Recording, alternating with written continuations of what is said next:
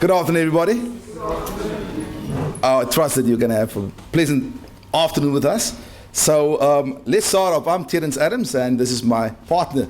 This is Daryl Pretorius. And I would like to take you on a little journey with us that we have encountered. So that's just the emblem as you come into our school. And let me talk to you about the way that I've been transformed while I've been part of the PFP.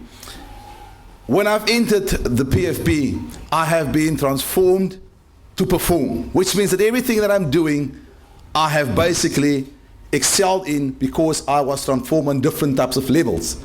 Not specifically one particular level as a leader, but all phases thereof. But in the same way, it was also a mind-changing experience. Why mind-changing? Because we had different types of things that we did. And the one thing that we did was we were interacting quite a lot. So for me, it was not a fixed mindset anymore, but it was a growth mindset in things that started to happen. And that was quite exciting. And our partnership had a very positive, and still is, positive impact on my life as a father, as a husband, as a teacher, as a parent, and as a leader, and also as a principal. Therefore, we have experienced quite a lot of workshops or sessions, as you've heard. And the one thing was more time to think, or time to think. And by this particular workshop, we've experienced where we actually learn how to listen more attentively. And the second one was flawless consulting, which means that we need to contracting with people, different types of people. And that was very important as a principal and a leader. And the last one, if you just referred a little bit back, is community building. With community building, that was an interesting one. Maybe I don't agree with that, but it's an interesting topic that we actually had. And more specifically, that community building gave us the opportunity to basically interact with our communities and ask the questions like, what if?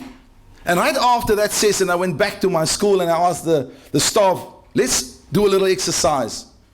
And it was phenomenal. Why phenomenal? Because they were interacting with something strange that I wasn't leading, but they were doing the leading part. They were busy with an agenda with no agenda points, but two questions on the table, and they had to answer the questions. And each individual teacher had an opportunity to give his or her opinion about what we are going to do. And that for me was wonderful, as I was the facilitator, just embracing how they are starting to become leaders. And then if I just move a little bit further, I would like to reflect on my partnership here with Daryl. Now when I met Daryl as my partner, I thought nothing's going to come of this. Why? I taught him K53. I taught this man to drive when he was 18 years old. Yeah, nothing's going to... He can't teach me how to lead something if I taught him how to drive. It's impossible. He was 18 years young when I started teaching him, but it was amazing. It was a wonderful partnership that basically evolved. We forged into a beautiful relationship professionally, as well as friends, and as well as leaders. And I could learn quite a lot from him. And he added value to my professional life, and he added value to me as a person. And for that, I would like to thank him. Then also, after very careful deliberation, we came up with the 3 pointers. The number one, we decided on developing positive instructional leadership through empowerment of young educators. That was quite interesting. And the second one was Wi-Fi access points throughout the whole school, promoting e-learning. And the third one was improving parent involvement. But the one thing that we really worked together closely, we identified as the most important thing, what we decided on was phenomenal and will change leadership at our school, will change our community, will change our children, was, when we just think about it, an inspirational workshop, an inspirational session where somebody can come and talk to us about our purpose at our school, to find the why we are there. What is the purpose that we have to do? And we had a great session, and absolutely, I would say it was a mind-blowing session, because 3 things emerged from that, 3 vital things. The first thing was that we identified that in 5 years' time, we won't have an SMT at our school anymore. They're gone. I don't have leaders. Which means we had to come up with a solution immediately, and therefore we have basically at the school now have interns. Post-level 1 teachers now are interns. They job shadowing and in turn becoming leaders themselves, evolving as leaders, which is absolutely wonderful because of the strategy between the two of us and Mark as well, Mark Phillips. And the second thing that actually blossomed out of this was significant. Why? The two subjects that the teachers hated the most were mathematics and social science. And seriously, the weakest results at the school where the learners are performing, they are mathematics and social science. So a person that doesn't like the subject at school, they are basically teaching it. So we need to focus now on, when we are recruiting as the HGB and HGB chairpersons at the back, when we are recruiting, we have to focus now on, because of this workshop, on basically recruiting maths teachers and social science teachers, people with a passion for that. And the last part that we basically had was that came out of it is that 74% of our staff were new, or they just started in education. So what the result is, the other 26% are dying out, but yet we are still doing the things the same as many years ago. And now we have to we are reviewing all the policies because of this workshop. And we need to look at how we can change these things so that the young people, who is the future of the school, who is the leaders of the school, can change it. So that for me was very significant. And that's now not my slide. So there on your left side, we're going to see Mark Phillips. He's sitting right there. It's amazing, an amazing facilitator. So our personal sessions between Daryl and myself was awesome. The session between myself, Daryl, and Meredy, we thought I could learn quite a lot. And we got the COP session. And from the COP session, we could have learned so much. Why? Because there was a room full of people with knowledge, with wisdom. And for me, that was absolutely amazing. It was a pit and a well full of knowledge, which enriched me, made me a better leader. And that actually filtered through to my SMT and to the rest of the staff as well. So at the end, I would like to stop off with saying, our partnership will still go on, I believe, Daryl. Yes, it will. In the future, and we will embark on our other remaining challenges we have identified. And maybe we won't meet all the outcomes, but life is a process. It's not about outcomes. It's about a process. And once we get through the outcome or the other process, a new challenge thus comes up again. And for that, I'm looking forward to working with Daryl. I'm looking forward to working to Nedbank. And I know for a fact that we will have a beautiful and a wonderful relationship here henceforth. Daryl, thank you once again, and I appreciate you. Thank you all for listening to me.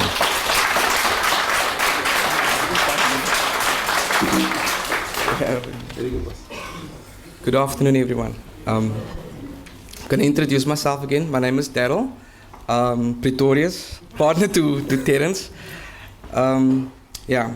Initially, I just want to create some context how I landed to actually join Terence and the rest of the partnerships in terms of this journey.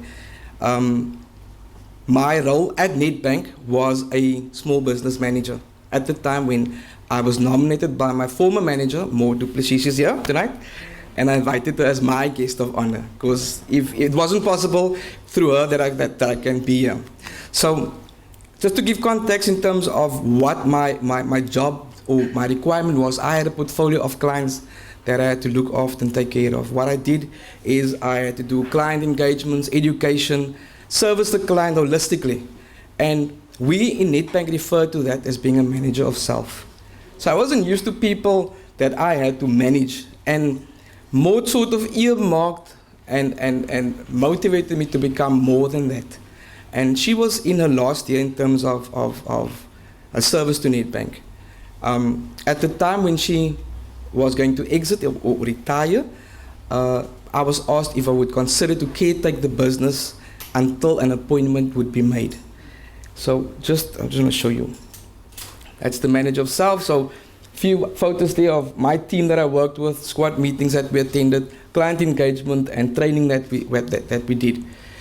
Then at that time I agreed to to caretake the business and fulfilling two roles, being a small business manager and an interim branch manager. At that point, I was already onboarded onto this program. And I must be quite honest, the learning happened for me in the COB session. My peers that was there, it was a room full of knowledge. These people had experience, that they have engaged with other stakeholders of their schools, parents, teachers alike, and of course the learners. For me, that was absolutely amazing, that in this room with all these people, the amount of knowledge and wealth that was sitting there. And I took my learning from that. I took that learning and I applied it in the business unknowingly, because I haven't been exposed to that. And it became to me as a way of life. Terence already spoken about time to think, listening attentively. We had the art of community building. That's not community building, but rather to create a space where people can sort of be themselves. Create an environment where they can participate. And then, of course, flawless consulting, where we got to the contracting phase. And my colleagues here would know that we contract in terms of targets, there's goal setting and all those sort of things. And I was taught all these things. And more importantly so, my involvement or engagement with Terence. As he said, I came there and I had no expectation. Terence was my K53 driver's license teacher. And here I came with no experience. I didn't know what I'm going to contribute to him or for the betterment for the school.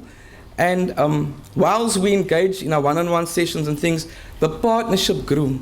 We could bounce off each other. And most times I used him as my soundboard, where I would speak to him, engage him, and he would help me, he would advise. And similarly, we reciprocated that to one another. And the partnership grew much more. When we got to our plan, this is just a slide of where the change management and transformation happened. There's my team, and you can see that's Maud in the middle there. That was when she had a birthday in her retirement month. So it was quite special. This is the announcement when our area manager came to the branch to announce my appointment. And this is the team that I work now as management. Okay. The learnings that I've experienced in the formal learning sessions, time to think, flawless consulting, art of community building, I came to the branch and instilled that behavior with the team that I work with now. And unknowingly, we get them all to participate. None of them feels that they are left out.